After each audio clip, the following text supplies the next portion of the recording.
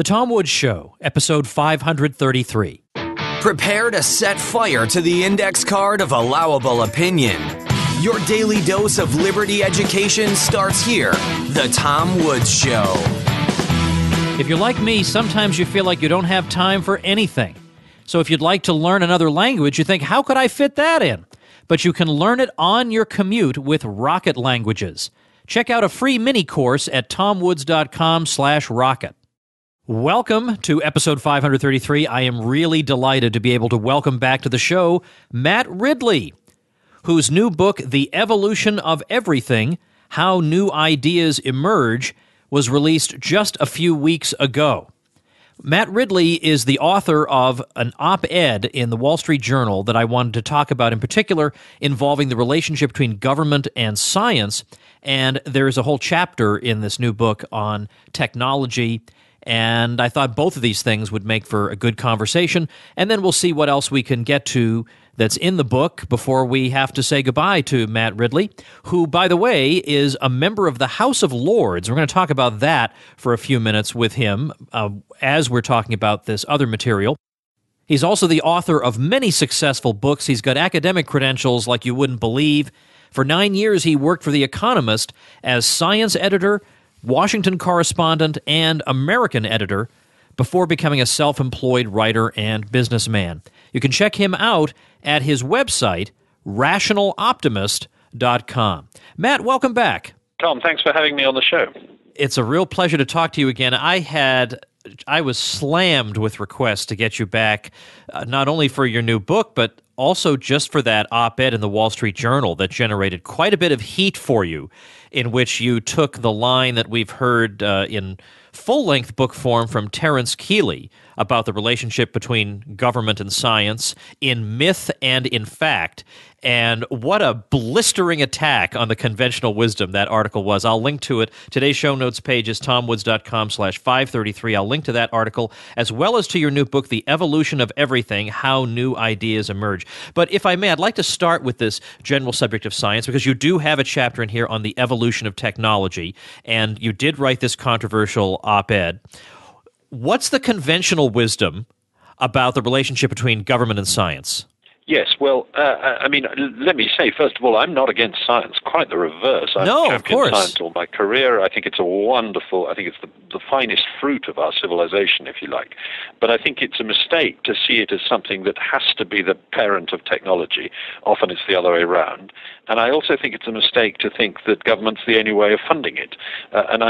People say, well, you're trying to cut off government funding to it. I'm not. I'm just saying, go out there and find other ways of funding it, because I suspect you could fund it even more munificently if you didn't keep in mind this obsession that the only way of funding it is through the state, because actually the evidence suggests, and Terence Keeley's work has suggested this very clearly, that actually there are good reasons why the private sector, both for-profit and non-profit elements of the private sector, would be very interested in funding the search for fundamental knowledge, and that actually I don't think scientists do a good enough job of going out there and saying, let's fund the inspirational discovery of knowledge through crowdsourcing, through private sector, rather than just stick with this idea that the reason government is funding science is so that it produces technology which helps people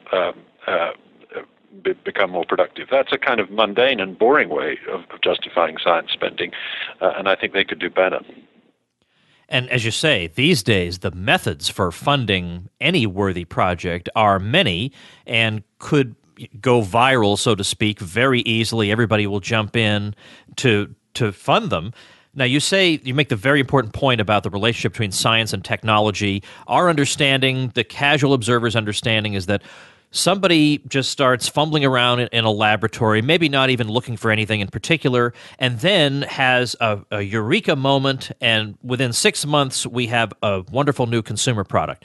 But it turns out that, as you say, it's more often the other way around, that the technology gives rise to, in effect, the science, like the steam engine gives rise to further knowledge because the technology is working in a way that the existing science says it shouldn't be, so it's the science that adapts. That's right. The linear model that you start with science and end up with applied technology, most people who understand this subject no longer believe in that. It's an old idea, goes back to Francis Bacon in the 17th century. And yes, it sometimes does happen that you take a piece of science and apply it, but just as often it happens the other way around, that the technological tinkering leads to new innovation, which then feeds back into science. As you say, the discovery of the invention of steam engines led to the understanding of thermodynamics. And, the same is true even in more modern things. So, for example, the ability to sequence DNA is much more a technology than a science, but sure, it came from the discovery of DNA, which was a science, but it then leads to a technology, the ability to sequence DNA, which then leads to huge amounts of new understanding about genes and genomics and biomedicine and molecular biology. So the science is just as much, is more often, in fact, the daughter of technology than the mother of technology. And by the way, I'm kind of standing up for the little guy here, because most technological change happens because of ordinary people in small ways, making small adjustments and cross-fertilizing ideas to produce new technological breakthroughs in a sort of network effect, in a sort of crowdsourced way. And we tend to say, the one chap who got the Nobel Prize or who got the patent on something deserves all the credit. But I think that's misleading. It's a much more incremental thing. It's a much more bottom-up thing. Yes, we tend to give the prize to someone, but we're really being a little bit unfair on everybody else. I'm not criticizing the people who get Nobel Prizes. They deserve a lot of credit. But I am criticizing the tendency to ignore the ordinary people who aren't geniuses, who are making a difference. The Internet's a very good example of something that has evolved through peer-to-peer networking, not through one or two brilliant discoveries. I'm trying to think of where this idea came from, that basic science is the starting point and eventually you get technology out of it. Part of me wants to blame Francis Bacon, who suggested that you go out there, you roll up your sleeves, you do empirical investigation, you form a provisional hypothesis, and it seems like it's all very, a very organized and step-by-step method. But on the other hand, Bacon did recognize in his day that when he looked around and saw improvements in ship navigation, for example, they were not coming out of medieval universities and university professors. They were coming out of people who had practical problems to solve in the course of pursuing their livelihoods. And they solved those problems without a lot of abstract knowledge, but with a lot of hands-on work. And that was his indictment of the university system, was that it was a whole lot of abstractions and not a whole lot of results. Correct. And I mean, the Bacon story is interesting in another way, in that he's looking across the sea at Portugal, which was then a rather successful country that was discovering great swathes of Africa and all around the world, and he's saying we'd like to copy that. And how did they do that? They actually, he says, Henry the Navigator of Portugal, Prince Henry, had set up a science school which came up with the magnetic compass and all this kind of stuff out of basic understanding. And actually, we now know that's rubbish. That was a kind of piece of propaganda by Henry the Navigator. But what was actually happening was that navigators from Portugal were going out and discovering the world and were working out in a bottom-up way how to crack problems of navigation and so on. Then the school that Henry had set up was trying to understand the science behind this. So it was actually a perfect example of what I'm talking about, technology leading science rather than the other way around. But Bacon misread it as a situation where science was leading technology. I want to say one more quick thing about science before we move on to your general thesis. You talk a little bit about the phenomenon of simultaneous discovery, that even when you think of, in some cases, very, very well-known scientists and we associate them with particular discoveries, it turns out that numerous people or more than one person made that discovery at the same time. Why is that an important point, and what would be an arresting example of it? Well, Newton was pipped to the post for calculus by Leibniz and to gravity by Hooke in some ways. Darwin ran up against Wallace having the same idea around the same time. Even Einstein got to special relativity first, but if he'd fallen under a bus, Hendrik Lorentz would have got there pretty quickly. Everybody's pretty certain about that. So there is this phenomenon of simultaneous discovery, simultaneous invention. 23 different people came up with the idea of the light bulb in the same decade as Edison. And what it's telling us is that certain breakthroughs are ripe. The technology or the culture has reached a point where it's inevitable that the next step will be to discover X.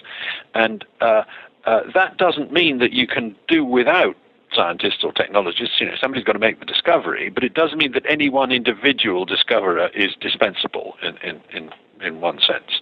And that's quite different, say, from writing Hamlet or composing the Ninth Symphony. If Beethoven hadn't lived, that would never have happened.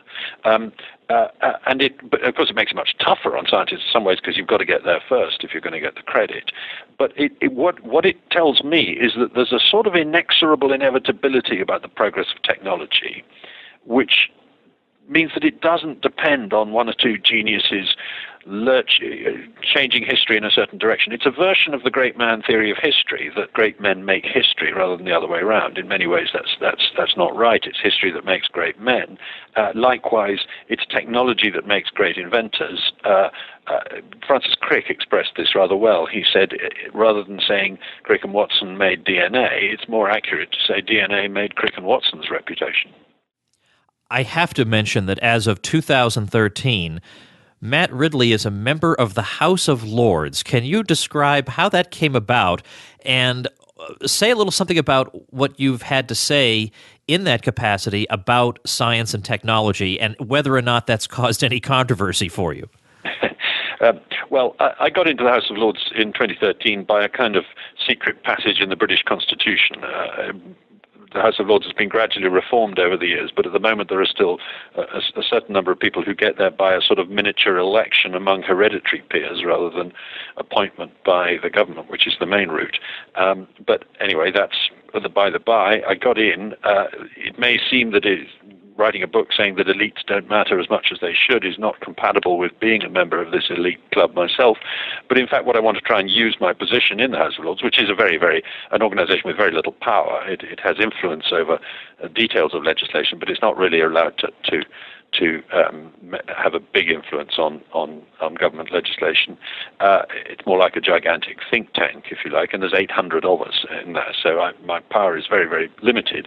Nonetheless, I wish to use that position to advance the cause of technology and innovation and entrepreneurship, which relatively few people in the House of Lords are interested in my experience, and to champion the bottom-up nature of the world and try and stand up to the bureaucrats who really run the country, as it were. So that's an ambitious aim, but it's quite fun to have a go. Now, on the other hand, we can remember the reaction of the scientific establishment to Terence Keeley's book about basically the separation of science and state. So what do they think about having somebody like you, who, of course, no doubt you are a supporter of science and technology, but from their point of view, no doubt if you don't support state funding, there must be something wrong with you. They must be appalled that somebody like you is in the House of Lords. Well, yes. I mean, it's probably not true to say I don't support state funding. I perhaps don't go quite as far as Terence in that, because what I would say is, given how much money that the state takes off us in taxes, I hope some of that will find its way back to science. I'd rather it's spent on science than something else, if you see what I mean, or than some other things. Right. In that sense, but I would like to see us diversify the way we fund science, and I think we should be doing more imaginative things. But also, the number of scientists in Parliament is very small. Same is true, I'm sure, of Congress, and that's, of course, because it's lawyers and people like that who tend to end up dominating in politics, and to speak up for science and technology, but also for a more bottom-up, more technological view of science rather than a sort of scientist being the source of all innovation, is something that I think is worth trying to do. I mean, we have arguments in the House of Lords. I disagree with colleagues on things, but it's quite a collegial place. We tend not to merely take party lines. We tend to argue things on the merits, which is enjoyable because, of course, we're not responsible to an electorate, and so we don't have to face the electorate every 4 years. Indeed.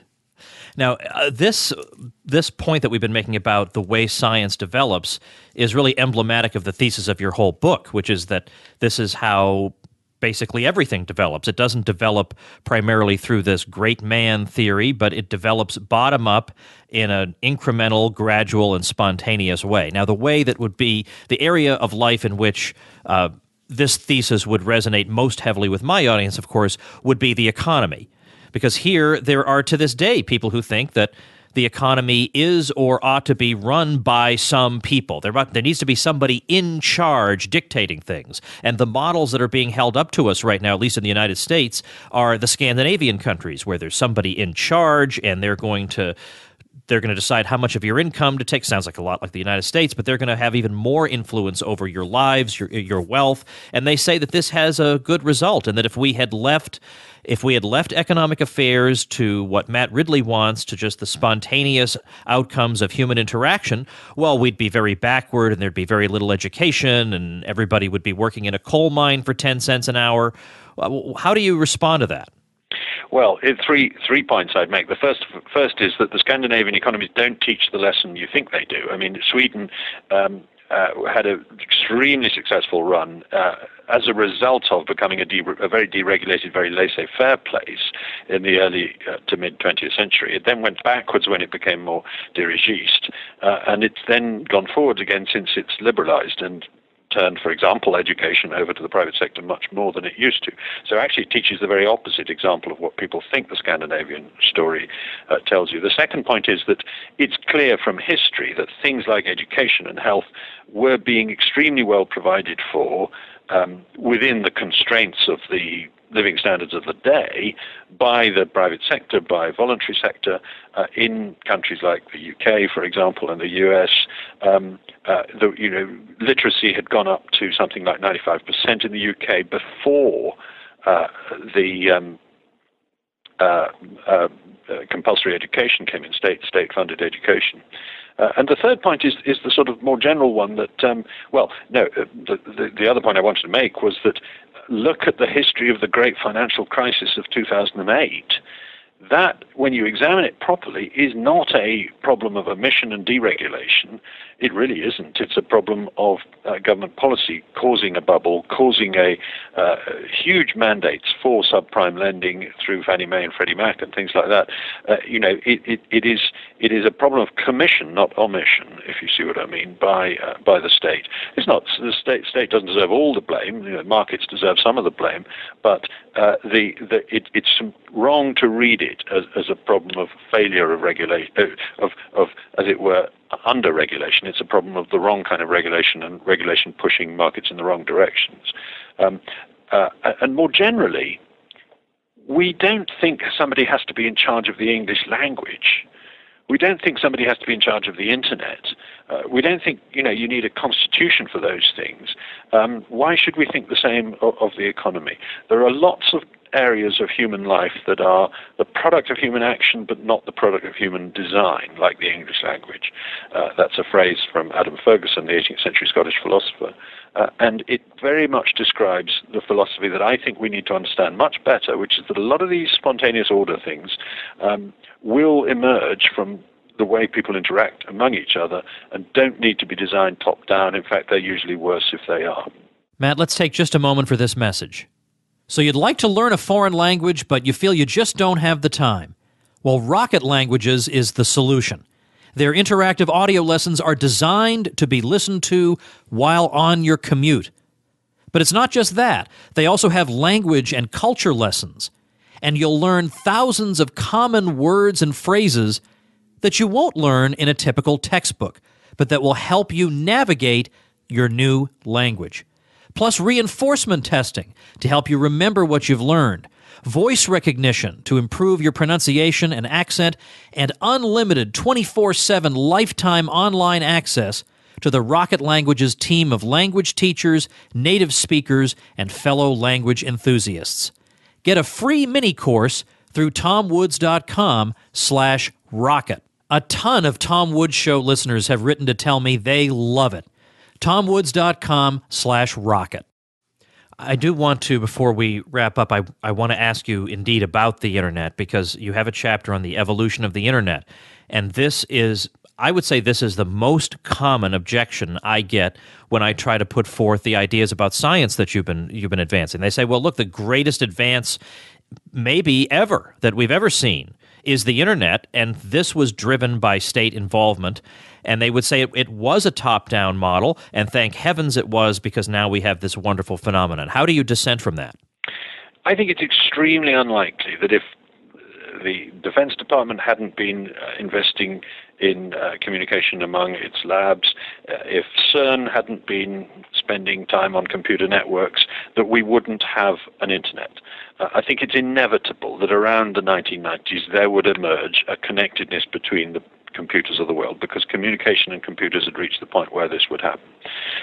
Now, the fact that it emerged in the public sector first and then sprang out of that actually is pretty misleading, because if you look at what happened, sure, some of the stuff happened in the public sector first, but actually most of what happened to make the internet what it is was a peer-to-peer network phenomenon among ordinary people doing crowd sharing of various kinds of technologies, much more important than the one or two things that were particularly invented. And in fact, the ARPANET, as it was called, which had been underwritten by the Defense Department, which was kind of became the skeleton of the internet. The ARPANET was actually not allowed to be used for commercial purposes for a long time, and that probably slowed down the development of the internet. So I don't think it's, I mean, Stephen Berlin-Johnson's very good on this. He says, look, it's wrong to attribute the invention of the internet to particular individuals. That's just not true. It's much more crowdsourced than that. It's wrong to attribute it to government. The government provided some aspects of it, but by no means all. And it's wrong to attribute it to particular companies.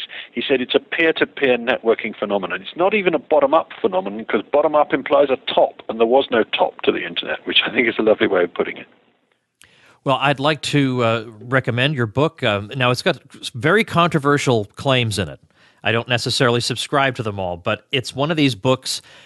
We've been mentioning Terence Keeley. His book on the relationship, it's The Economic Laws of Scientific Research, is one of these books you learn 5 new things on every page, and those are the only kind of books I frankly have time for. And your books are exactly the same way. I learn 5 things on every page, and even when they challenge me, I still learn. I hate fluff in a book. I'm sure you feel the same way. Yeah, exactly. And I'd just like to say a word, about Terence. He is a wonderful mind, and I've learnt a lot from him. He's a great influence. But if I haven't offended somebody in one of the chapters, if I haven't offended everybody in one of the chapters of my book, then I haven't succeeded, because I put out a lot of controversial claims. Some of them I can stand up easily. Some of them I'm going to struggle to justify. But I'm interested in challenging people in this book. It's part of my motivation. I don't think people should be offended by that. If they disagree with it, that's great. I like putting ideas out there and having the conversation about them. Well, indeed. The book is The Evolution of Everything, How New Ideas Emerge. We'll be linking to it at tomwoods.com/533. Good luck with the promotional work that you're in town to do, and I hope to talk to you again soon. Thank you so much, Tom. All right, that's our episode for today. Remember, if you are thinking about taking the plunge and becoming a blogger, I got all kinds of free gifts for you. I got a free video tutorial to get you up and running in just 5 minutes. I've got 24 little video tutorials to help you really get to know your way around WordPress and become a skilled blogger. I got a free ebook out there. I got all kinds of stuff to get you up and running as smoothly and efficiently as possible, and plus I will boost your new blog with some publicity. But in order to get these things, or at least to get the free publicity anyway, you got to check out my special page before you start up the blog, so that it won't be too late. So check this out before you do anything, tomwoods.com/publicity. All right, that's another week. I've got next week all lined up already, and it's going to be wonderful. Our old friend Brad Berzer's coming back. He's got his biography of Russell Kirk out, and we're going to talk about libertarianism and conservatism and the history of these things in America. It's going to be fantastic. Mike Church comes back to the show to talk about how he got canned from Sirius XM satellite radio. Jason Stapleton and I will talk about how we package the libertarian message.